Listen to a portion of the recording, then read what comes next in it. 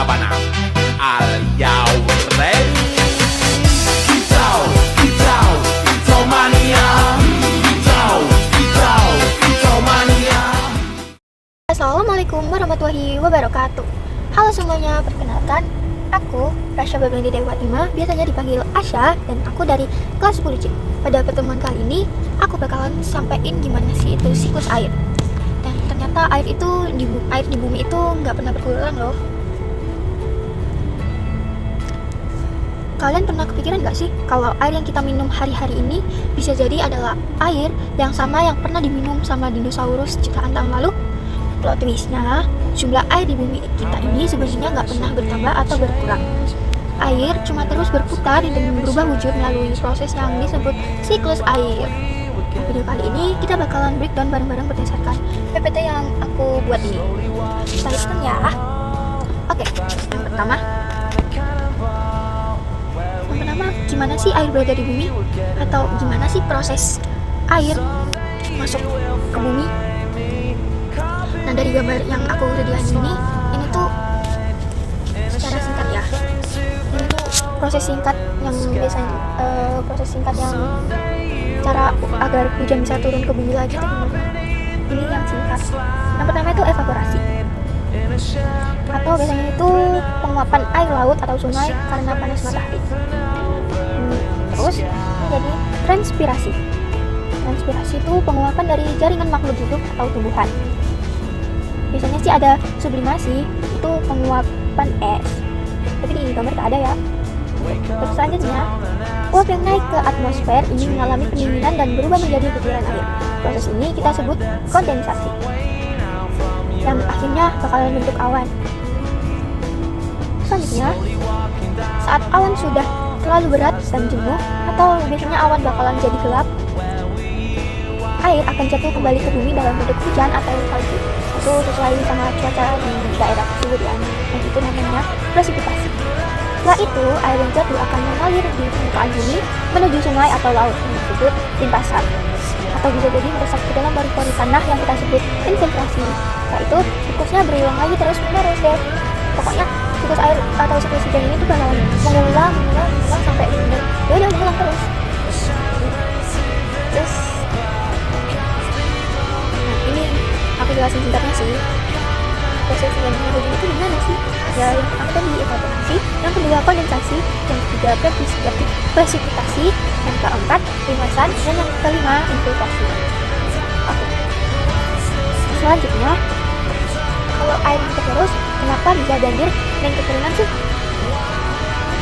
Oke, sini kita bakalan analisis banjir dan kekeringan dan gimana solusinya. Nah, jadi banjir itu terjadi karena curah hujan atau presipitasi yang sangat tinggi. Tapi proses infiltrasi atau penyerapan air dalam tanah berhambat. Biasanya karena lahan hijau sudah berubah jadi beton. Kayak di jalan-jalan raya gitu kan udah jadi beton tuh. Kan biasanya desa-desa sekarang udah di beton semua. Nah gitu sih guys. Terus akhirnya terjadilah limpasan ekstrim. Nah, gimana solusinya sih? Jadi kita bisa membuat sumur resapan atau lubang biopori di lingkungan sekitar kita. Itu sih kalau solusi dari aku. Terus kalau kekeringan itu tuh terjadi saat penguapan atau evaporasi yang sangat tinggi, tapi presipitasinya minim banget dalam waktu lama. Gimana solusinya? Ya solusinya ya bisa membangun waduk atau embung untuk menampung air hujan. Dan pastinya kita harus lebih bijak dan hemat dalam menggunakan air sehari-hari. Karena kita harus hemat ya guys.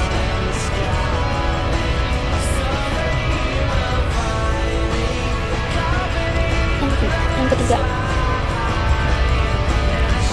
ketiga pertanyaannya sih ini, apa jadinya kalau siklus air itu terganggu?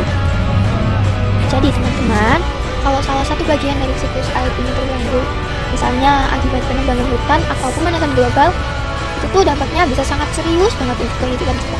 Kebayang nggak kita bisa mengalami krisis air bersih, ekosistem rusak yang bikin flora dan fauna terancam punah, sampai gagal panen di sekitar pertanian. Jadi, menjaga siklus air ini tuh sifatnya wajib banget di masa depan kita loh. Jadi ya, ayo dong guys, kita jaga siklus air ini. Kan kasihan. Oke, selanjutnya soalnya soal sangkar, itu apa sih masalah keterbatasan air bisa diselesaikan secara lokal? Gimana?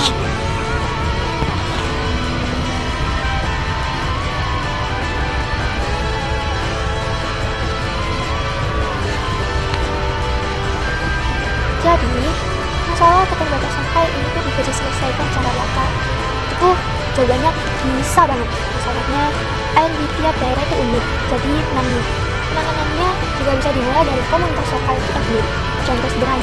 Contoh sederhananya itu menerapkan rainwater harvesting atau menampung air hujan untuk aliran tanaman, menjaga area resapan air di sekitar rumah, dan tidak membuang limbah sembarangan. Aksi lokal yang dilakukan bareng-bareng ini tuh dampaknya besar banget dan menjaga ketersediaan air yang mulai menipis ini.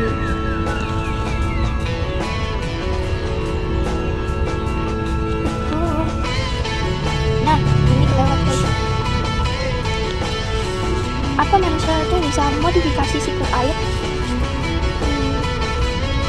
Gimana ya? Jadi, ini kalau salah satu bagian dari siklus.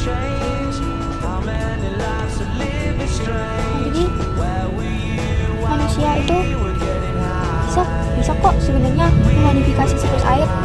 Bisa banget malahan.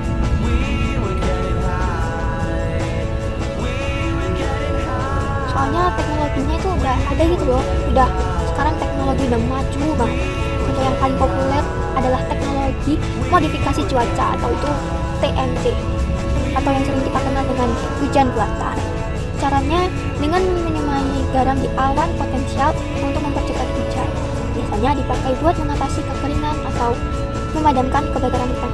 Tapi ingat sih ya guys, modifikasi ini tuh harus dilakukan secara bijak dan penuh perhitungan agar tidak merusak keseimbangan ekosistem di wilayah lain. Itu sih. Nah ini kan tadi udah menjelasin. Ya bisa banget lah. Masalah keterbatasan air itu bisa diselesaikan secara lokal, bisa banget malahan. Itu aja sih sebenarnya dari aku. Nah, kalau sekarang aku kasih kesimpulan ya. Nah, kesimpulannya adalah air itu aspek yang paling penting dalam kehidupan kita, dan menjaga kelestarian siklus air adalah tanggung jawab kita bersama sebagai generasi muda. Semoga penjelasan ini bermanfaat buat kalian semua ya.